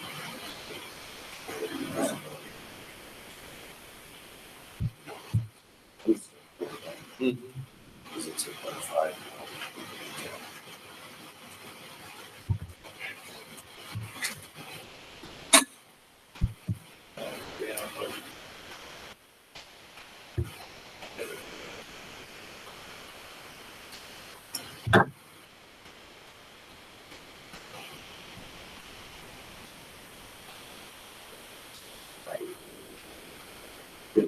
On the side of the down that street. One on the corner is right on.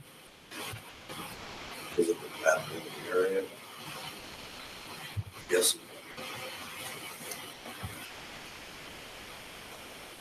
He's actually gonna cut off that. Take a little bit. That tree's gonna go.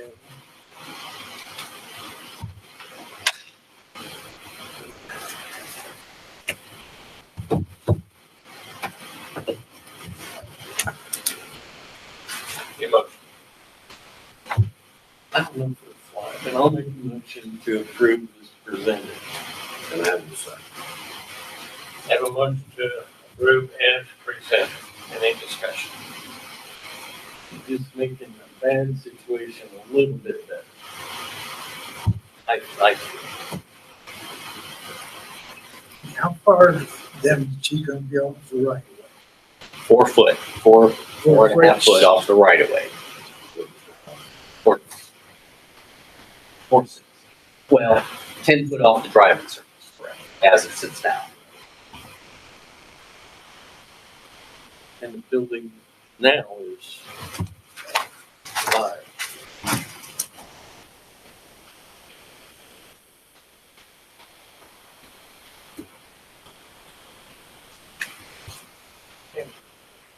Although we have a motion to approve presented, second, all in favor say aye. Aye. Opposed?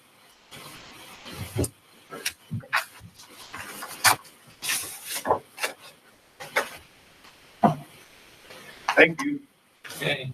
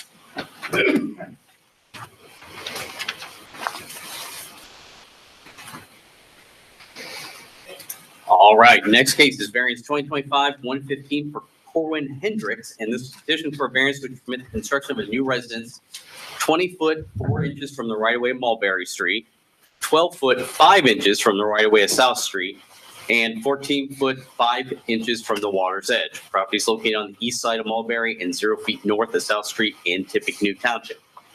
We are just a ways up Mulberry from where we were, and plan is house on the left. That house gets removed. And you can see as it sits currently, that house is removed, new house being built. Standing on Mulberry right here, so the setback from Mulberry on this point, you'll be moved back 20 foot 4 inches from the right of way.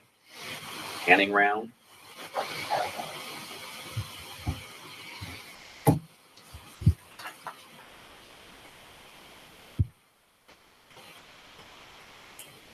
Next shot's going to be over off the side. Just to kind of give you perspective. So again, this will be shifted back towards the water, gaining setback on the right-of-way side. You can see a new house under construction down there. We had a hearing not too long ago on that one.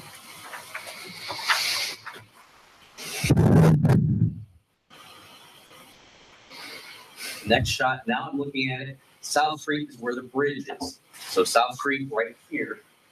They're requesting to go 12 and a half foot from the road right away. Right away in this case is pretty well about the edge of the driving surface.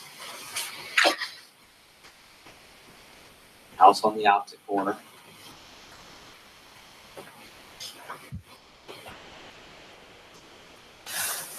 And next shot will be down.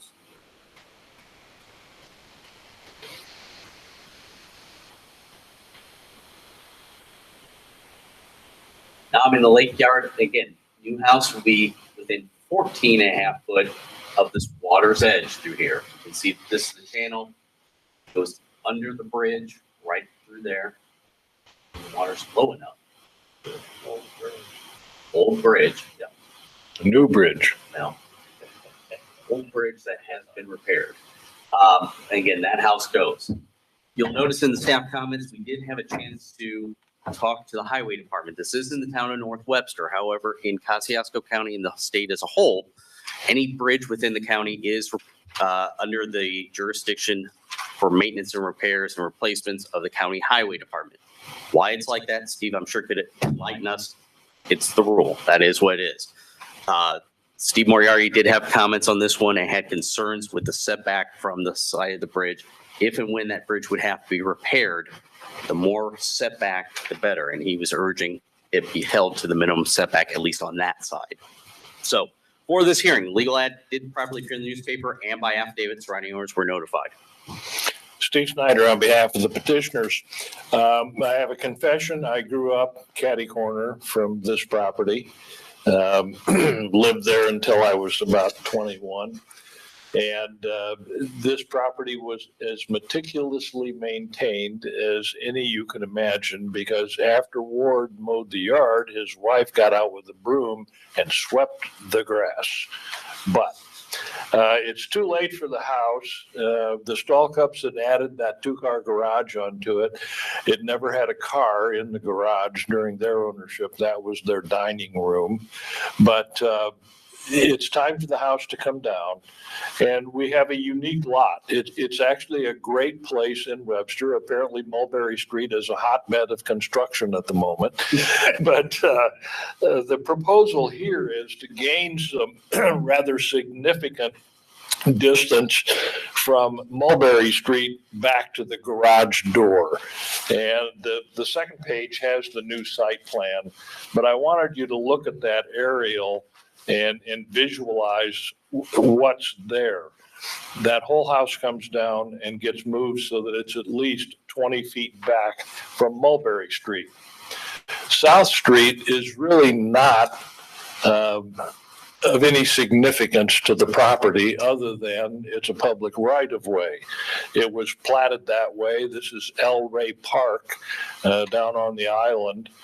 And the bridge believe me, what's there now is significantly better than the wood plank steel frame bridge that was there in the 50s, 60s, 70s. I'm not sure when this was done, but it is relatively recent.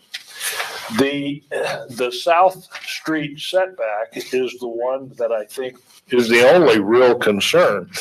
If you look at the water setback, we're not affecting anyone's view. There's a street there, and everyone along the street, whether you go north or south, are closer than 35 feet to the water. This is the shallowest lot in the area, so moving that away from Mulberry Street enhances safety when you're backing out of the garage. And we don't really have any effect on anyone's view. The property to the north of us would just have a view of the bridge. And the properties to the south, across South Street, its view goes the other way down the channel. But the 12 and a half feet on South Street, when I saw Steve Moriarty's comments, I called him and said, Steve, you can't do anything on the Hendricks property, period. Whether there's a house 2 feet away or 22 feet away, it's private property. And if you're going to repair that bridge, you've got to do it within the public right of way, unless you want to go through condemnation to condemn some additional right of way or a construction easement or something like that. So when you look at this site plan, that 12 and a half foot dimension runs over to the sideline of the north line of South Street. And it is that line which is the boundary within which any construction has to occur, period. If the house were 25 feet back, it still wouldn't change or increase what the construction company can use during any reconstruction of that bridge. They've got the right of way. That's what they can use, which means when they come in there to do that, it's going to be more difficult. But I can show you all kinds of bridges around the lakes that are more difficult because they're on narrow roads or they have houses within the area, but mostly you're confined to the right of way. So that means they set a crane up in South Street and they lift the old bridge out, and with construction techniques being what they are, they pump the concrete in, pour a new bridge, put a plank on over it, and that's that. But they can't swing the boom of that crane around within my client's property. They can't go over it. That's a trespass till you get up where the airplanes fly. They can't drive on it. They can't park equipment on it. They can't put any utility lines in my client's property without having an easement. Now, I'm not saying the Hendricks are going to be cooperative if that bridge has to be replaced, but what I am saying is they're under no obligation to be cooperative.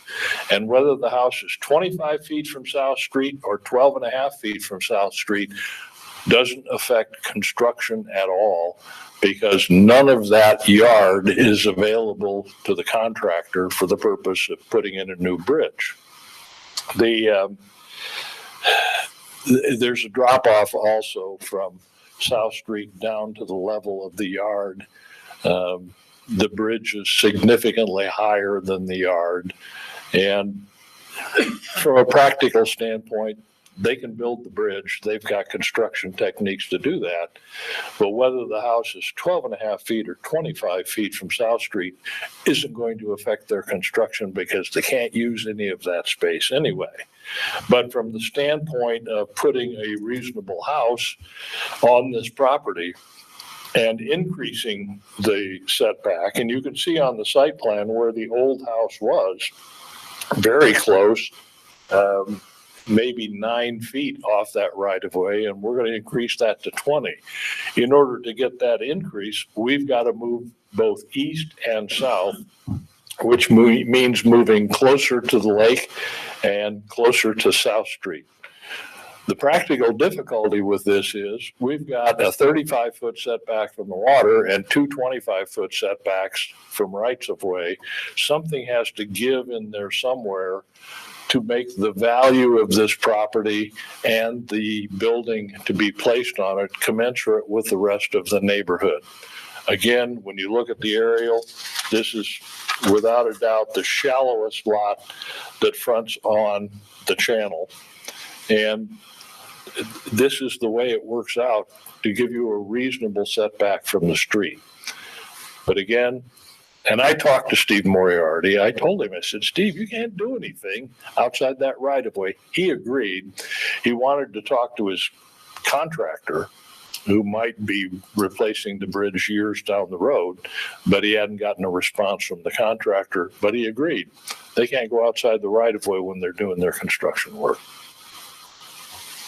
All I can say is I talked to Steve on Thursday, and his statements were the same. And one thing I would say, if he did need an easement and tried to acquire it by going 10 foot closer, it's eliminating potential there.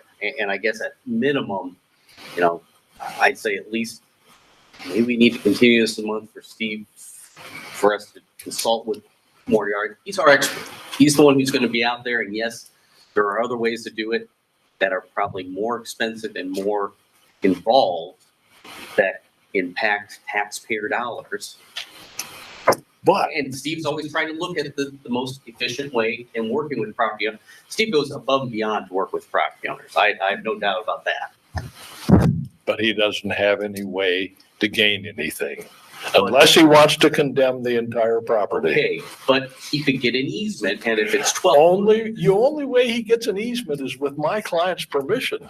Okay, period. I'm not the attorney. I'm not the one who would be representing this when and if that bridge failed that had to be replaced.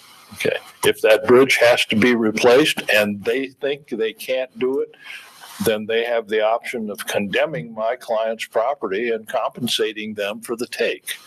That's the way the law works. But right now, they can't do anything north of the north right-of-way line of South Street. And whether the house is 25 feet back or 12 and a half feet back, they still can't go across that line. Looking at the plan, there might be other alternatives, you know, maybe a closer setback to the north property line of 5 feet opposed to 10. I think that would, you know, maybe reasonable looking at design. I think, you know, 20 is ideal off the right of way. I don't know. I'm just looking at alternatives there. So. I think we're imagining a problem that doesn't exist. And Steve, I've seen them do the bridges, and they need every inch. 200 South is a great example where they needed every inch they had. I don't argue with that, but there are means to do it. And they can condemn the property if that becomes essential. But they still have to condemn the property if they want to use any of it, whether the house is 12 and a half feet back or 25 feet back. Period. I want to check an assumption. The site plan shows two cars parked there. I'm assuming in front of those cars that space is the garage. Yes. Any other questions? All right, thank you. Mm-hmm. Anyone in support? Anyone in opposition? Nothing on file. Any questions, discussion? I would like to, talk to Steve more about this.